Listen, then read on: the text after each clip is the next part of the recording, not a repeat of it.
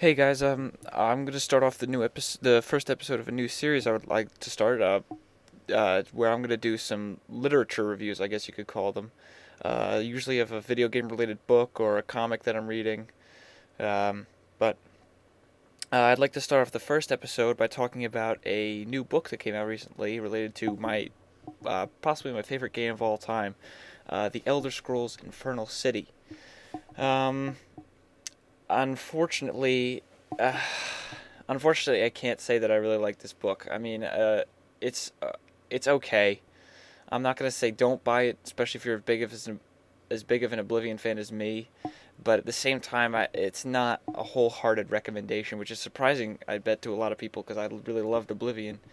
But this story is just jumbled together. I mean, it's basically this floating city appears and starts sucking people's souls in, and there's this really weird stuff, and it's just such a, like, it's supposed to be 40 years after the Oblivion, but it doesn't feel like it because there's all these new people and this whole new system in place that just, it's like, where did all this come from? Like, there's a new emperor who's supposed to have been a king before that, but it's like you never even heard a mention of him, and he's like old, so he would have been alive.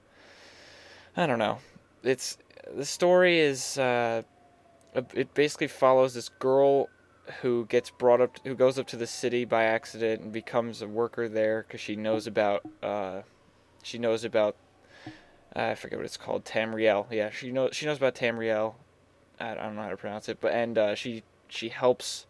She prepares foods for the lords of the floating city called Umbriel, which is kind of weird.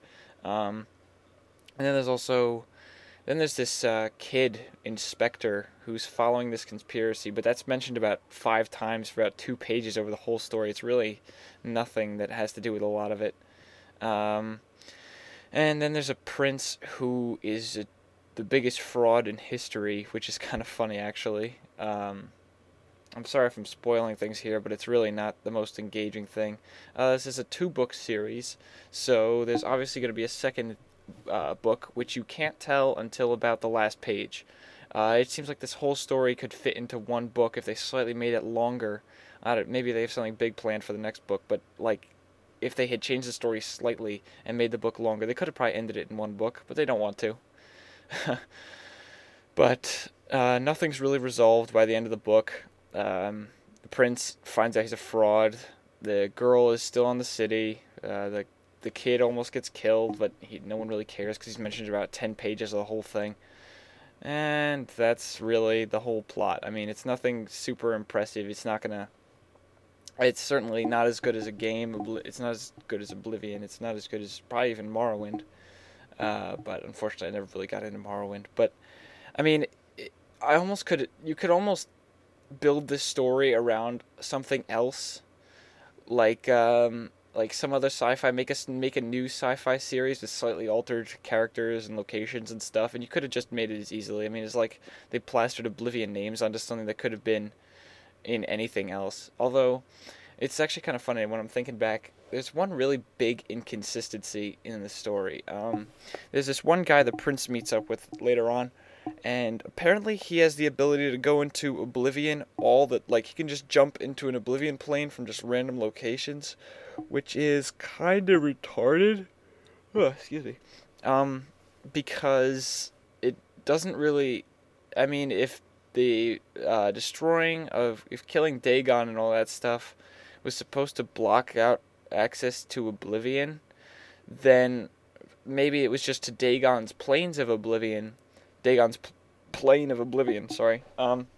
But at the same time, the guy also goes between Oblivion planes like it's no big deal. So it's like, why couldn't Dagon just go into someone else's plane for like 2 feet and then jump back into Cyrodiil? It doesn't make much sense. I really don't understand. It sort of defeats the whole purpose of the dragon fires and everything, unless, because then it makes Dagon out to be the only enemy, which doesn't really make much sense. Because they refer to it as Oblivion, but Dagon isn't the only. He doesn't have the only plane of Oblivion. It's not like he's Oblivion and everyone else is something else. They're all planes of Oblivion, which is kind of weird. I don't know. This game's kind of inconsistent. But I mean, I guess Dagon's retarded and is too proud to go into the other realms or something stupid like that. I don't know. I'm not going to try to dig too deeply into this. It's retarded. But I mean, yeah, I'd rather play the game. This actually makes me want to play Oblivion again, which I probably will soon. Um, but unfortunately, this is not the best book out there. This is not the best gaming book. I mean, like the Halo books I love, and I'm actually reading one now, and it's probably going to be the next one, the Halo Evolutions. But this is not that good of a book. I mean, it's okay. It's a cool read to get some references, but there's so much. It doesn't even feel like Oblivion. It's like it's a whole new empire that's cropped up in 40 years, and there's all these tales and stuff, and it's kind of cool. But I mean, it's like, where did this come from? Where did this whole new dynasty come from? And I don't know. Whatever. This isn't the longest review. I mean, it's a book, and there weren't a lot of pictures. Just for that, I apologize. But I hope you guys enjoyed it. Um, This is one of the few books I'd probably ever say get from your local library if they have it, or borrow it from a friend. If you want to read it, it's worth reading through once, but unlike a lot of my books, I doubt I'll ever pick it up again. Uh, Once was enough. I'll probably buy the next one just to see how the story ends, because I don't want to be left on a cliffhanger. And wait, oh yeah, that reminds me. Yeah, this is a pretty bad cliffhanger in this book because they could have ended the story, and it's like they decided not to and make another book. So it's just a natural progression of the story, and then it just stops. So it doesn't really feel you like you want to get anywhere. It just sort of is like, okay, that was an odd stop. Okay, but whatever. As I said, get it from someone else. I can't really give it a number review. I'd probably just, I guess this rating system will be forget it, library it, or buy it, or borrow it, or buy it. And this is a borrow. It's worth reading for the lore. It's kind of interesting, but probably don't buy it. It's worth just borrowing it and waiting for the next one, borrowing it again. But anyway, I hope you guys enjoyed this new series.